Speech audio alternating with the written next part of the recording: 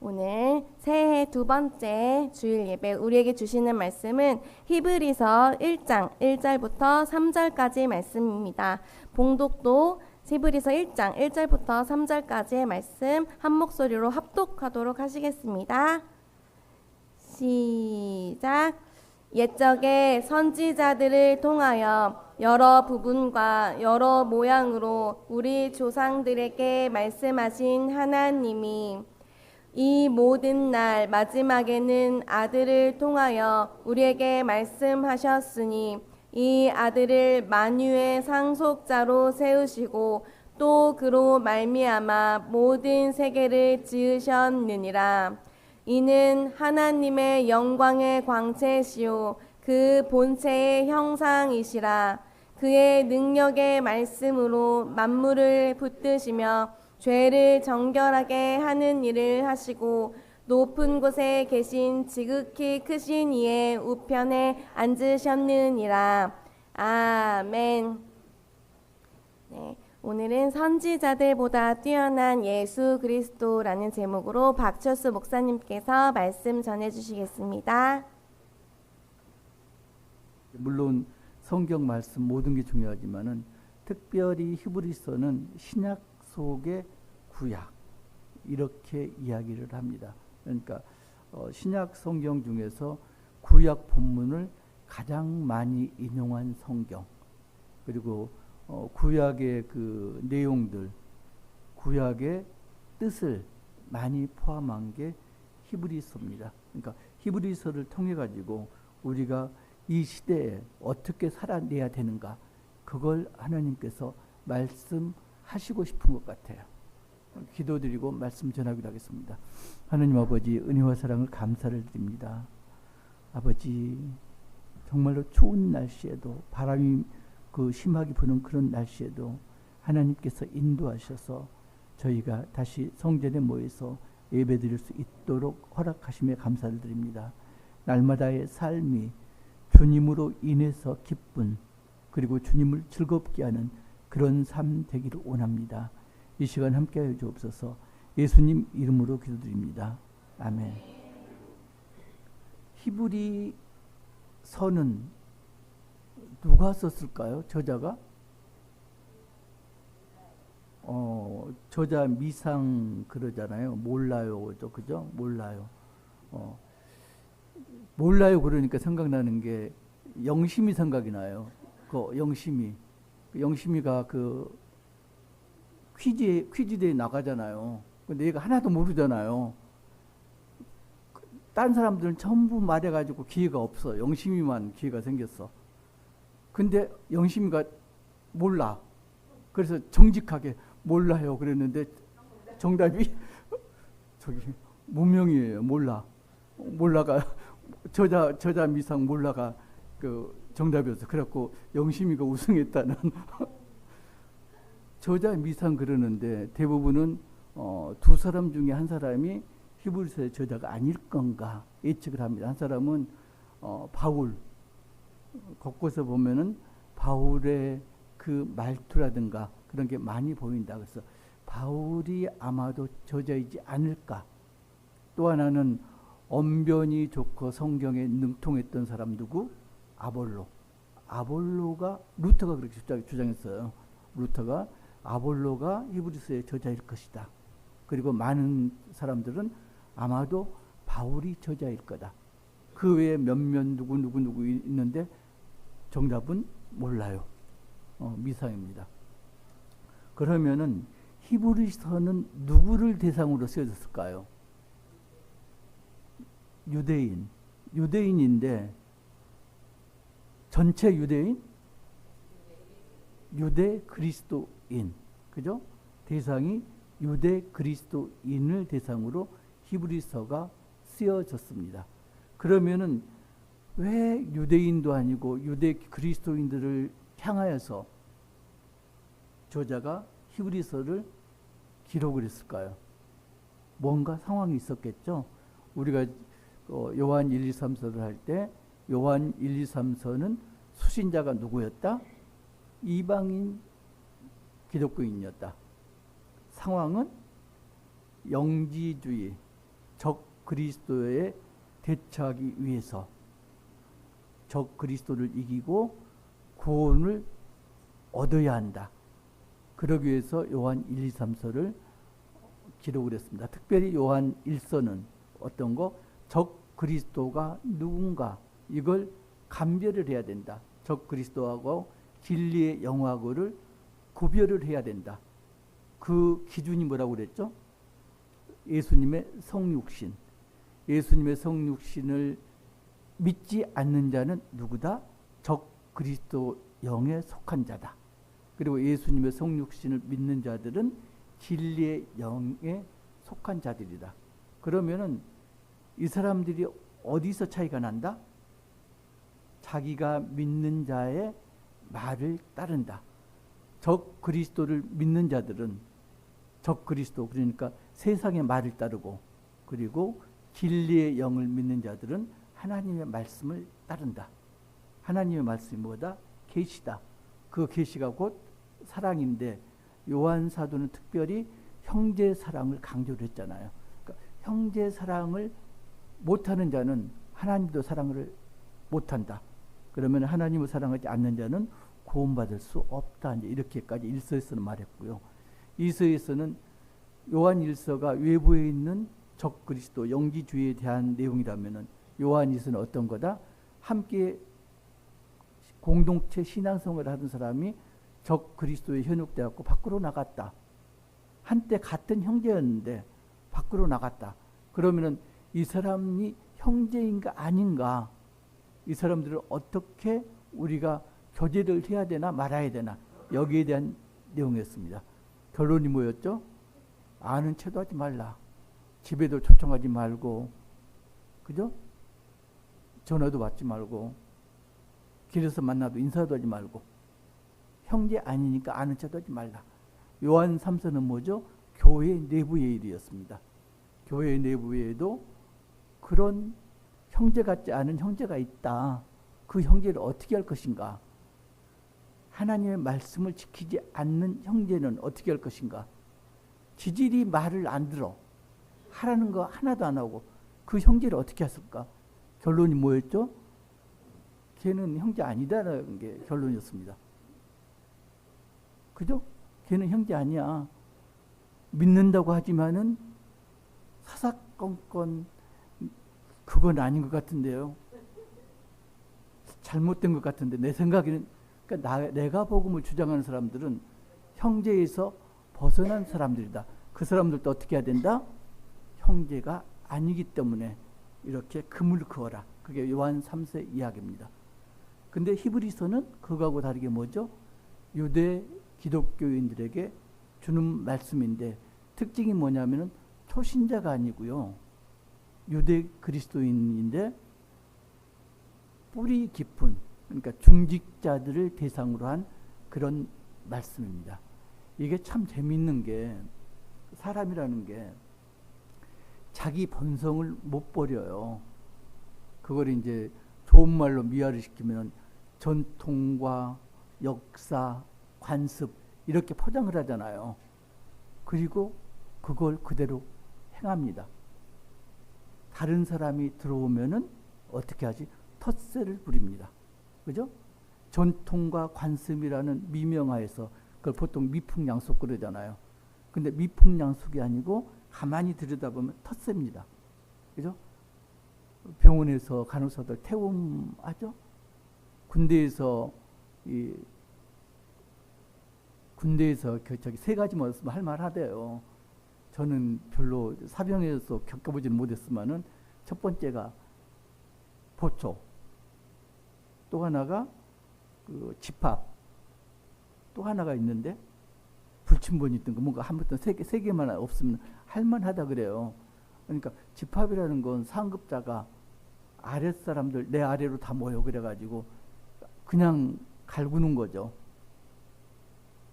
아무 반항도 못하고 당하는 게 이제 집합이거든요. 그게 이제 문화라고 그래요. 문화. 미풍양속. 학교 들어가도 마찬가지잖아요. 그죠? 직장 들어가도 마찬가지고. 근데 그게 교회 내에도 있다 없다? 있다. 교회 내에도. 특별히 지금 초대교회 히브리서를 소신하는 그 교회에도 이런 게 있었다. 이 사람들이 누구다? 유대인들이었다. 유대교를 믿다가 지금 어떻게 됐다? 복음을 받아들인 사람들이다. 그러니까 사도행전 15장을 봐도 그게 나오잖아요. 베드로가 그 이방인들에게 세례를 주고 이렇게 했는데 그거 문제 삼았는데 사도행전 15장 예루살렘 회의에서 어떻게 하나요? 이방인들은 율법을 안 지켜도 되고 할례를 안 받아도 되고 음식을 가리지 않아도 된다고 결정을 내렸거든요. 근데 사도행전 21장 20절에 보면은 바울이 선교를 마치고 예루살렘으로 복귀를 했을 때 어떻게 하나요? 한번 찾아보실래요? 사도행전 21장 20절 제가 읽을게요. 그들이 듣고 하나님께 영광을 돌리고 바울더러 이르되, 지금 이제 바울이 선교 보고를 했습니다. 그러니까 하나님 영광 받으소. 그 다음 하는 말이 이제 문제입니다. 형제여, 그대도 보는 바에 유대인 중에 믿는 자 수만 명이 있으니, 유대인 중에서 그리스도인이 지금 수만 명이나 있다. 그런데 다 율법의 열성을 가진 자라. 자, 무슨 말인가요? 사도행전 15장에서는 이방인들에게 율법 강요하지 않고 그랬다는 이야기는 유대인도 거기에 해당되는 거거든요. 근데 아직까지 21장에 왔는데도 불구하고 유대인 중에 율법의 열성을 가진 자가 수만 명이 있다. 그래서 어떻게 하나요? 바울이 율례를 행하잖아요.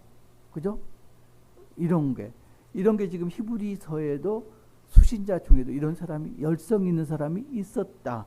그게 히브리서 13장 9절 보면요. 시작.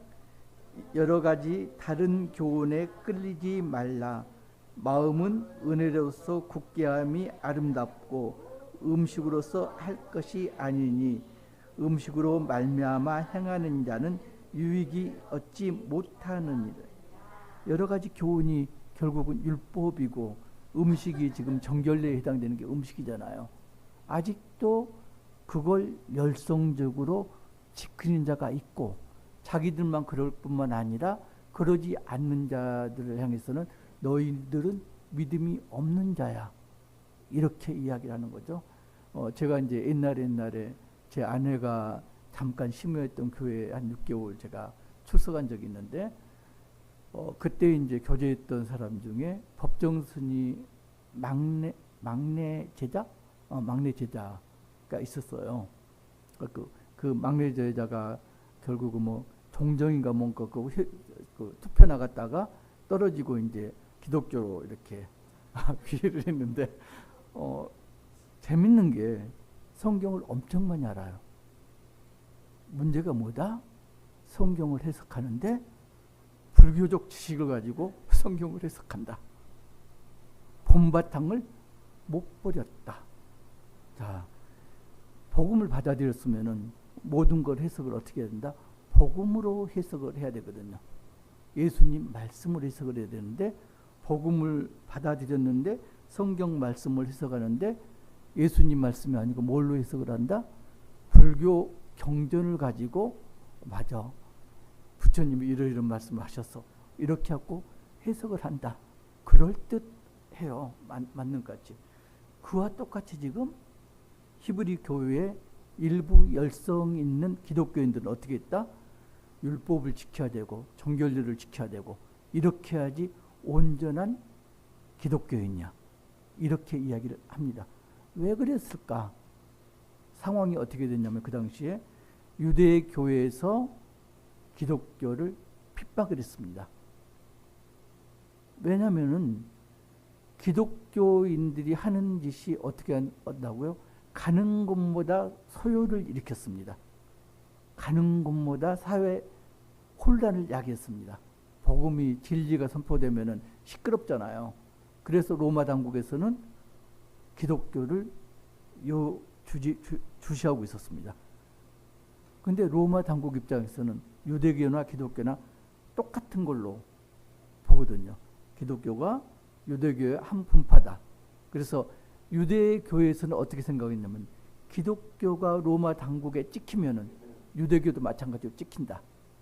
찍히기 전에 우리가 손보자. 이렇게 해서 유대교에서 기독교를 핍박을 합니다. 그래서 히브리 교회 교인들, 열성 있는 자들은 어떻게 했다? 유대교 핍박을 당하지 않기 위해서 지금 발버둥을 치는 겁니다. 그게 열성 있는 거죠. 열성을 내서 이렇게 합니다. 그런데 문제가 뭐냐면은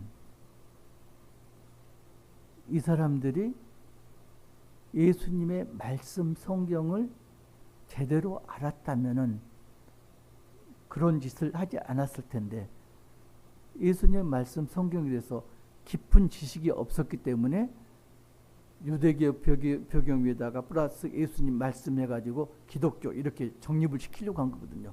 그래서 그게 잘못됐다. 그게 이제 1절 보면요, 한 목소리로 시작. 옛적에 선지자들을 통하여 여러 부분과 여러 모양으로 우리 조상들에게 말씀하신 하나님이, 말씀하시는 하나님을 지금 강조합니다. 하나님이 말씀을 하신다. 언제? 옛적에도 말씀하셨고, 그리고 2절 보면은 이 모든 말 마지막에도 말씀하시고, 그리고 지금 이 세대에도 말씀을 하시고, 그런데 그 말씀하시는 게 다르다. 이제 그럴 수가 있습니다. 하나님이 여러 부분과 여러 모양으로 말씀을 하셨대. 하나님은 신실하신 분인데, 근데 왜 이때는 이 말씀하시고 저 때는 저 말씀하시고 이 사람에게는 요 말씀하시고 저 사람에게는 저 말씀하시고 이랬을까? 하나님은 그러면은 상황에 따라서 그냥 임기응변식으로 이렇게 말씀하시는 분인가? 하나님의 말씀은 하나도 거짓이 없으시다. 신실하신 하나님이다. 그래서 하나님 말씀은 곧 뭐다? 하나님의 행동이고요. 하나님의 행동은 곧 하나님 말씀이고, 그러니까 하나님은 언행이 일치하신 분이다. 그러니까 우리가 이제 특별히 이제 문제가 되는 게 뭐냐면은, 나한테 하나님 말씀을 해주시지 않았어. 근데 그게 아니고요. 하나님이 직접적으로 내게 말씀을 안 해주셨는데 사회 현상을 보면은 하나님께서 행하시는 게 보이거든요. 그게 하나님 말씀하시는 거예요. 그 말씀을 어떻게 했다? 옛적은 지금 구약 시대입니다. 이때는 선지자들 통해서 에레미야라든가 이사야라든가 선지자를 통해서, 근데 꼭 이 사람들뿐만이 아니고 구약의 인물들은 전부 선지자라고 생각하시면 돼요. 이 사람들 통해서 여러 부분과 여러 모양으로. 자, 우리 애들 보면은 저기 퍼즐 맞추는 거 하잖아요. 여러 모양과 여러 부분으로 퍼즐을 맞추다 보면은 한 판이 완성되죠. 지금 하나님께서 그렇게 퍼즐을 조각조각 줘가지고 선지자들이 여러 모양, 여러 부분으로 하나님의 말씀을 전했다. 누구에게? 우리 조상들에게. 2절 보면 이제 1절하고 대조가 됩니다. 옛적에 이 모든 말 마지막에는 여러 선지자들 통해서 아들을 통하여서 우리 조상들에게 우리에게 말씀하셨다. 그러니까 옛적의 구약 시대에는 하나님께서 여러 스피커를 통해서 말씀을 하셨다. 그런데 예수님이 성육신 하신 다음에는 예수님을 통하여서 지방방송은 없고 중앙방송만 지금 남은 거죠. 온전한 말씀을 하나님께서 말씀하셨다. 지금 대조를 시키고 있습니다. 옛적하고 지금하고.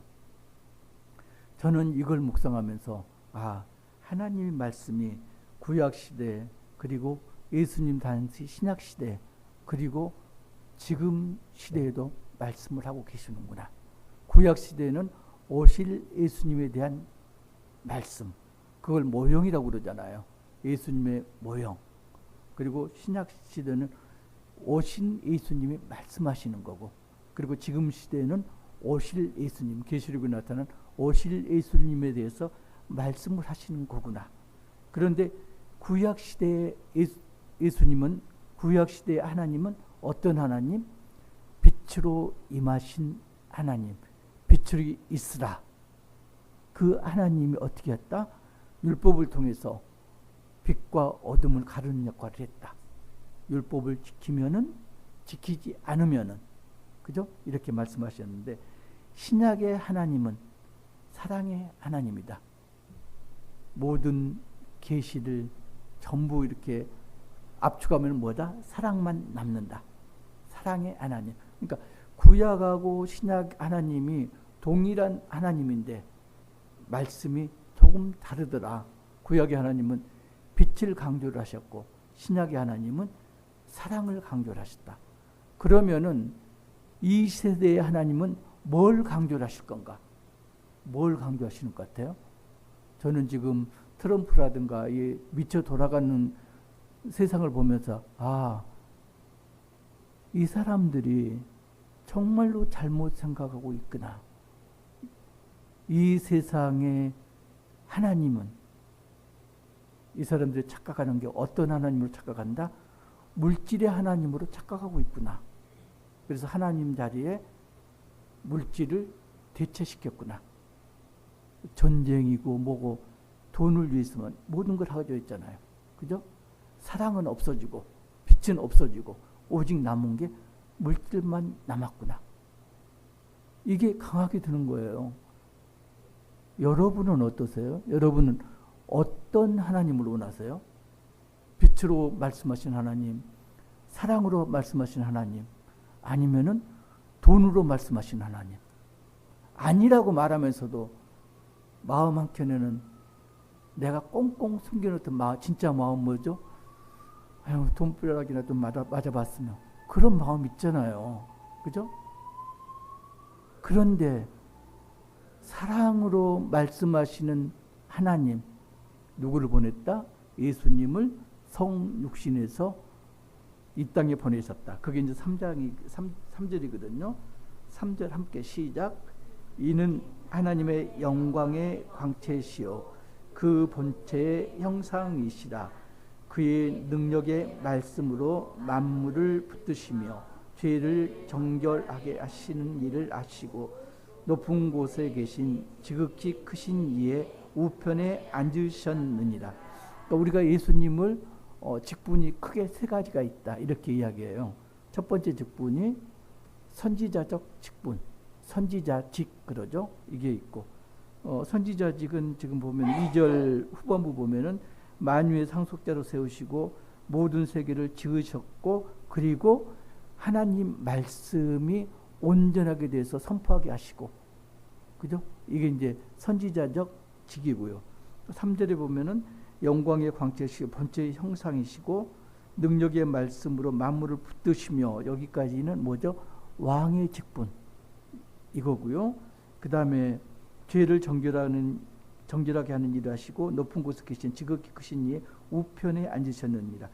이건 뭐냐면은 제사장 직, 죄를 사하고 중보기도 하고. 그래서 세 가지 직분이 있다. 선지자적, 그리고 왕, 그리고 제사장. 이 세 가지 직분을 전부 가진 게 예수님이시다. 이렇게 우리가 보통 이해를 하는 거죠. 자, 돈에 대해서 기도를 해야 될까요? 말아야 될까요? 돈에 대해서. 돈에 대해서 기도를 해야 돼요. 문제가 뭐냐면은 내 개인의 욕심을 위해서 기도를 하면 문제가 생기는 거죠. 얼마 전에 엊그제 제가 이제 우리 그 기도 간이사에 이렇게 간증 하나가 올라온 거 봤는데 1년 후배인데 대학교 1년 후배예요. 어떤 글을 올렸냐면은 자기 돈에 대해서 자기 간증을 지금은 요새 이제 쭉 거기서 논란이 되고 있는 게 뭐냐면은 부에 대해서 재물에 대해서 그래서 성경 각각 인물이나 상황들 해갖고 돈이 과연 무엇인가에 대해서 열심히 지금 논쟁을 하고 있는 그런 건데 이제 마지막에 이제 간증이 올라온 거예요. 자기가 돈을 달라고 하나님께 노골적으로 요구를 했다. 2004년도에. 아마도 그랬던 것 같아요. 목적은 쓰지 않았는데 저하고 같은 목적이 아니었을까. 제 꿈이 뭐였다고요? 병원하고 요양원하고 그리고 그 쉘터, 쉼터하고 세 개를 한 울타리 안에 돈을 주시면은 그렇게 하겠습니다. 이 친구가 그랬던 것 같아요. 돈을 주시면은 하나님을 하겠습니다. 그리고 안 주시잖아요. 당연히 따지는 거죠. 도대체 하나님 뭐 하시는 겁니까? 내가 하나님 일을 하겠다고 그러는데, 내가 하나님 일을 해드리겠다고 이렇게 나섰는데, 그리고 내가 이렇게 공표를 하고 다니는데 내가 요 모양 요 꼴로 살면은 믿지 않는 자들이 나를 어떻게 보겠어요? 제발 돈 주세요. 그리고 1년 지나서 2005년도 초에 1월 초에 교통사고를 당합니다. 딸아이가 이게 대뇌 골절이 됐고요. 그 다음에 뇌출혈이 됐고 뭐 중환자실에 있습니다. 이 친구는 무릎이 골절됐는데 환자 취급도 못 받아. 지금 얘가 죽는 이상 하고 있으니까.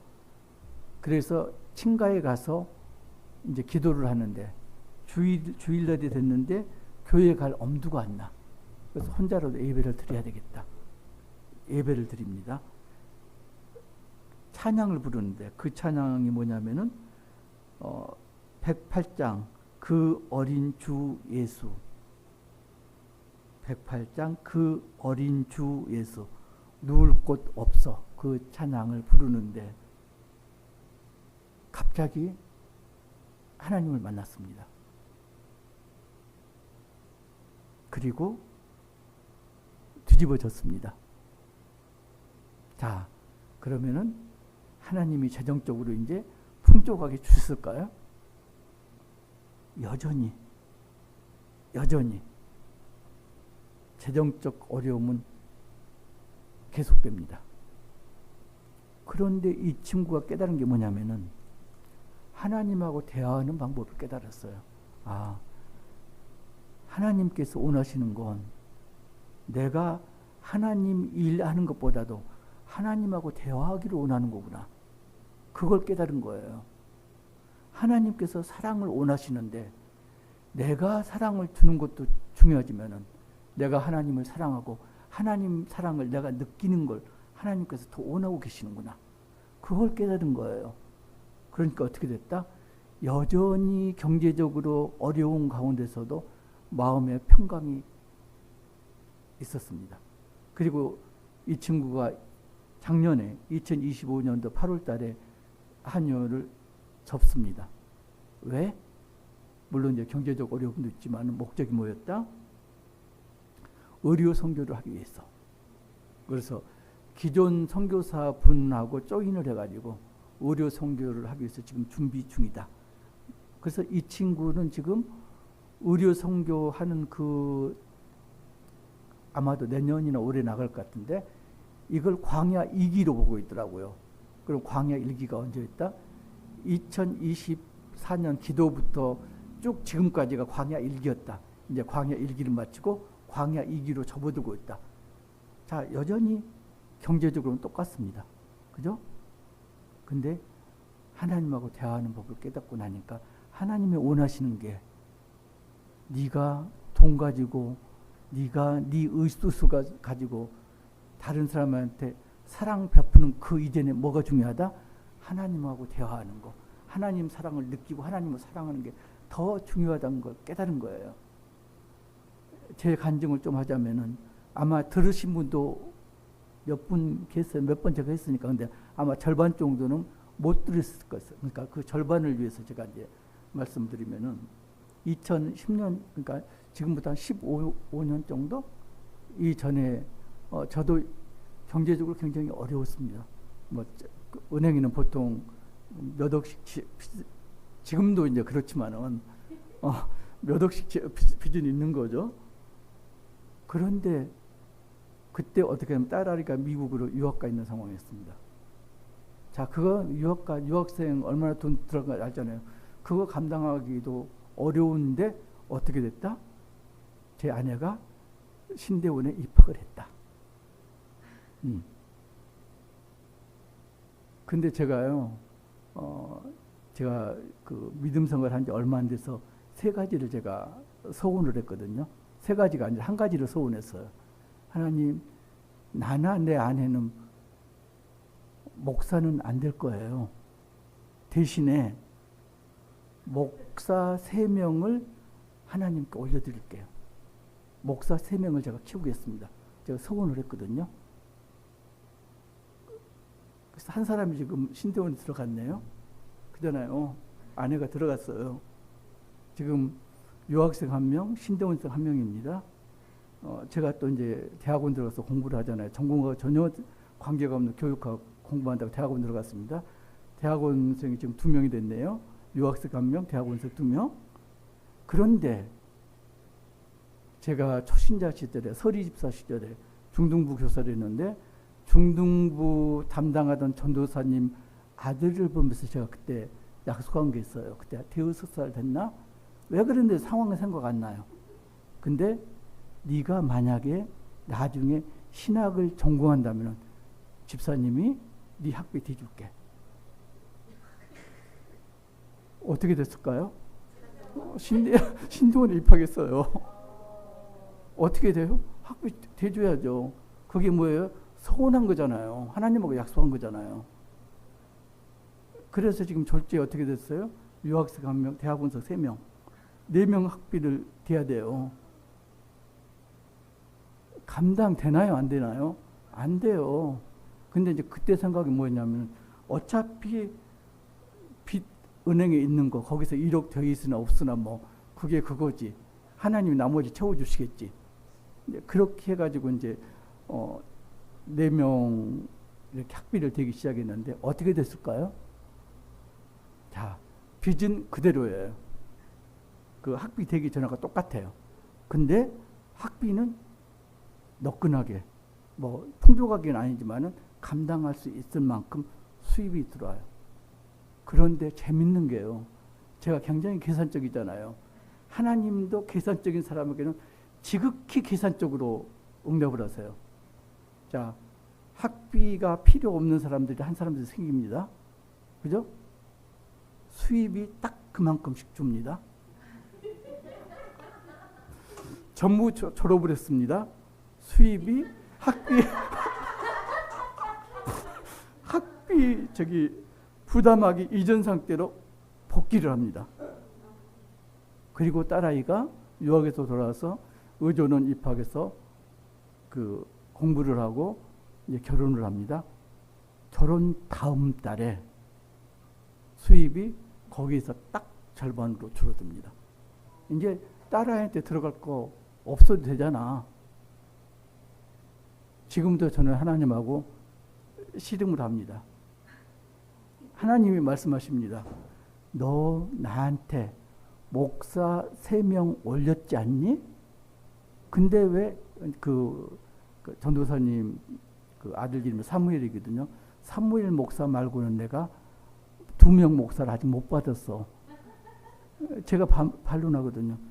저는 제 아내도 마찬가지로 목사 될 마음이 1도 없었습니다. 근데 그 사람이 목사 됐으니까 3명 다 받으신 거예요. 어떻게 생각하세요? 예. 저도 이제 그런 줄 믿습니다. 신령이라 하면서도 제가 뭘 말씀드리고 싶냐면은 내 욕심을 가지고 물질에 대한 기도를 한다. 하나님이 기뻐하지 않으십니다. 만약에 그걸 들어주신다면 하나님이 어떤 식으로 한번 해봐라. 그리고 들어주시는 겁니다. 중요한 게 뭐냐면요. 하나님 물질을 주시면은 제가 하나님께서 원하시는 일 다 할게요. 이게 아니라는 거예요. 먼저 하나님 말씀에 순종하겠습니다. 그런 다음에 물질을 주시면은 내가 하는 거고 안 주시면 어쩔 수가 없는 거고. 저 지금 제가 꿈꾸던 건 아예 내 머릿속에 없거든요. 언젠가 때가 되면 하나님께서 하실 거고 안 그러면 뭐 죽을 때까지 안 해도 괜찮고 그게 중요한 게 아니니까. 뭐가 중요하다? 하나님하고 관계가 중요하다. 하나님하고 대화하는 게 중요하다. 뭐가 중요하다? 하나님과의 사랑이 오가는 게 중요하다. 하나님께 사랑을 충분하게 받아야지 내가 다른 사람에게 사랑을 흘려보낼 수 있습니다. 이게 지금 히브리서 내용이에요. 너희들 잘못되게 지금 예수를 믿고 있다. 예수를 믿으려면 어떻게 해야 된다? 가지고 있는 특권이라든가 이걸 전부 버려야 된다. 제로 베이스에서 시작해야 된다.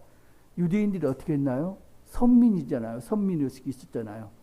그 선민의식을 그대로 가진 채 지금 기독교인이 된 거거든요. 그래서 믿음 생활을 제대로 못한 거예요. 그래서 질책을 합니다. 히브리서 5장 11절 한번 보실래요? 뭐라고 질책하냐면은 5장 11절이 아닌데 6장 12절부터 6장 12절 시작.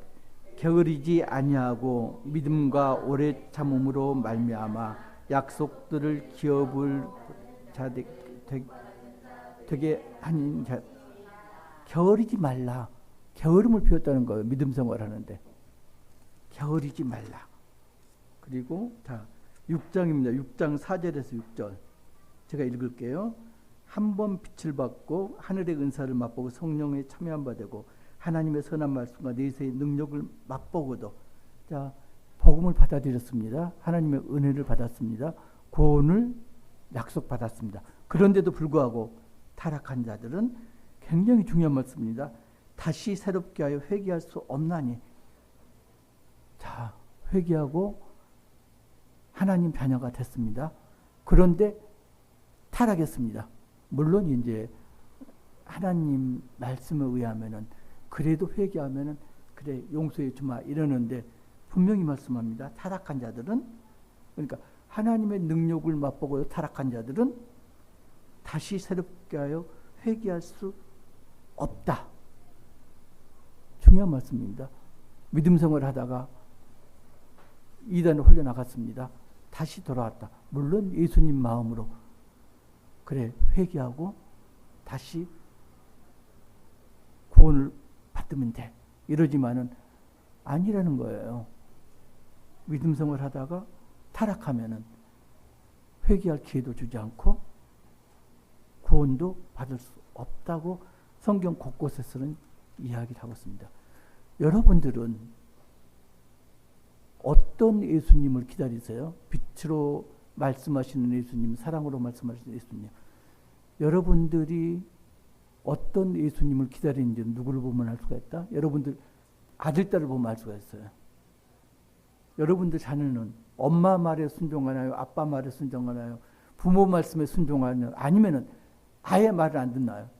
아예 말을 안 듣는 거 빼고 보통은 엄마 말에 순종을 합니다. 그런데 여기서 잘 봐야 될 게 정말로 엄마 말에 순종하는지 엄마가 쥐고 있는 용돈에 순종하는지 이걸 보셔야 돼요. 만약에 아이들이 엄마나 아빠 말이 아니고 용돈에 순종한다면 그걸 누구에게 배웠다? 부모한테 배운 겁니다. 여러분 자신이 사랑의 예수님 말씀이 아니고 트럼프처럼 돈의 노예가 돼가지고 돈을 주시는 예수님을 바라고 있기 때문에 여러분 자녀가 그렇게 된 겁니다. 성경에서는요. 복을 축복이라고 그랬지 저주라고 절대 하지 않았습니다. 창세기 1장 27절 28절 보면은 나오잖아요. 생육하고 번성을 땅에 충만하라고 그랬습니다. 그죠? 아브라함에게도 복의 통로가 되라. 나중에는 복이 될지라 이렇게 말씀을 하셨습니다. 그 복에 뭐가 들어간다? 물질적인 복이 들어갑니다. 물질의 복은 구해야 되고요. 저주가 아니라 축복입니다. 그런데 뭐가 문제다? 내 사욕을 위해서 탐욕을 부린다면 그건 축복이 아니고 저주다. 곳곳에서 나오잖아요. 돈은 뭐다? 만악의 뿌리다 나오잖아요. 그죠? 중요한 게 뭐다? 돈을 구하는 게 중요한 게 아니고 어떤 목적으로 돈을 구하는가. 이게 중요합니다. 그러니까 항상 돈에 대한 기도를 할 때는 한번 스톱하고 생각해 봐야 될 게, 이 상황에서 예수님이 나하고 똑같은 처지라면은 예수님도 돈을 구하셨을까? 예수님 생애 동에 보면은 예수님도 고난도 많았고, 그죠? 그랬는데 예수님께서 하나님 이 상황을 헤쳐나가려면 돈이 필요해요. 돈 주세요. 그런 장면이 있었나요? 나는 못 본 것 같아. 나는 못 본 것 같아요. 돈이 필요하고요. 하나님께서 돈을 주십니다. 왜? 너희들은 뭐가 돼야 된다? 돈의 노예가 아니고 물질의 통로가 되어야 된다. 그리고 물질을 주시잖아요. 그럼 나는 어떤 역할을 하면 된다? 나는 물질의 통로 역할만 하면 됩니다. 그러면은요, 돈이, 물질이 통과하면서 묻은 떨어지는 부스러기만 갖고도 충분히 나는 경제적으로 윤택한 생활을 하고 할 수 있다. 아, 그러잖아요. 떡집 가봐요. 떡 부스러기 먹으면 하루 종일 먹고도 배가 불렀고 못 먹어요. 그잖아요. 부스러기만 먹어도. 물질이 아니라. 그게 그러죠. 예언자하고 똑같아요. 예언자가 자칫 잘못하면은 하나님의 뜻을 미리 알고 말하는 사람, 예언자, 미리 예자 써갖고 예언자, 그게 아니고요. 예금할 때 맡을 예자예요. 예금할 때 쓰는. 예금이라는 게 돈을 찾아 쓰는데 예금한 액수만큼만 찾아 쓸 수 있잖아요. 더 이상 못 쓰잖아요. 예언자들도 마찬가지예요. 하나님께서 부어주시는 말씀만, 입에 넣어주는 말씀만 예언자들은 할 수가 있었다. 그런데 그 외의 말을 하면 그건 선지자나 예언자가 아니고 적 그리스도다. 물질도 마찬가지다. 하나님께서 물질의 그릇들을 다 정해 놓으셨다. 그런데 내 그릇보다 더 많은 걸 원하면은 그건 어떻게 되나요? 축복이 아니고 저주죠. 그잖아요. 나는 그릇을 그 샴페인 잔처럼 이렇게 만들어 놨어. 내 그릇을. 그러면 거기다가 그만큼만 채워야 돼. 그런데 계속 채우면 어떻게 되나요? 물질이 통로가 아니에요. 흘러넘친다고 다 물질의 통로가 아니에요. 근데 버리는 거지. 그잖아요. 그리고 더 채우면 어떻게 돼요? 넘어져요. 그잖아요. 내 그릇이 볼이야. 볼로 나를 만들었어. 그러면 하나님께서 물질 부어주셔도 너끈하게 감당되죠. 근데 문제는 뭐다? 그 안에 쌓인 물질을 나 혼자 쓰면은 그건 축복이 아니고 저주다. 저주받은 사람들 많잖아요. 물질 때문에. 특별히 어떤 사람? 예수님께서 예를 든 부자 이야기. 한 농부가 가을에 추수를 했는데 넘치도록 풍년이 들었다. 먹고 마시면서 창고를 더 크게 지어가지고 내년에는 더 많은 곡식을 거두리라. 그런데 그 밤에 하나님께서 그 부자를 데려가셨다. 아니 물질 있으면 뭐 하냐고요. 그 밤에 데려가시면은. 그러니까 우리가 구하는 물질이 그 부자 같은 꼴이 안 돼야 되는 거예요. 그잖아요. 나이 드신 분들 이렇게 쭉 보면은 후회를 하세요. 내가 왜 이렇게 살았을까? 그 돈 없었어도 되는데 우리 아이들하고 그 시간에 같이 놀아주고 부대끼면서 지냈으면은 그게 행복이었는데 내가 그걸 몰랐어. 애들 학원 보낸다고 내가 맞벌이 하느라고 아이는 방치하고. 애들은 어떻게 되나요? 학원 보내고 잘 됩니까? 빗나갔어요. 엄마 사랑을 못 받았는데. 그잖아요. 하나님께서 분명히 맡겨주셨잖아요. 맞벌이에서 얘 학원 보내라고 맡겨주신 게 아니고 사랑으로 기르라고 맡겨주셨잖아요. 그럼 그대로 해야죠. 안 하니까 어떻게 돼요? 세상이 역모양역골되고 결국에는 트럼프같이 이상한 사람이 나타나가지고 전 세계로 혼란하게 만들잖아요. 트럼프가 원하는 하나님이 어떤 하나님입니다? 물질의 하나님이에요. 그러니까 트럼프는 기독교인이라고 그러는데 하나님을 섬기는 게 아니고 돈을 섬기는 적 그리스도죠. 그 강대에서 그런 이야기하면 안 되는데 아무튼 거기에 비싼 거기야 못 들은 그거 못 들은 걸로 아무튼 우리한테 주어진 게 굉장히 중요한 게요. 하나님께서 우리에게 아이들을 맡겨주셨잖아요. 그 아이들이 빛의 하나님 말씀을 들을 수도 있고 사랑의 하나님 말씀을 들을 수도 있고 그리고 세상을 따라가면은 돈의 노예인 물질의 하나님 착각해서 그걸 하나님 말씀으로 들을 수가 있습니다. 그 책임이 누구에게 있다? 우리한테 있는 거예요. 하나님이 말씀하시는 거 최종적인 말씀의 완성판이 뭐다? 예수님을 통해 가지고 말씀하신 게 사랑이다. 사랑을 나누는 우선은 하나님과 사랑을 나누고요. 그 다음에 가족과 사랑을 나누고 이웃과 사랑을 나누는 그런 여러분 되시기를 주님의 이름으로 축복합니다.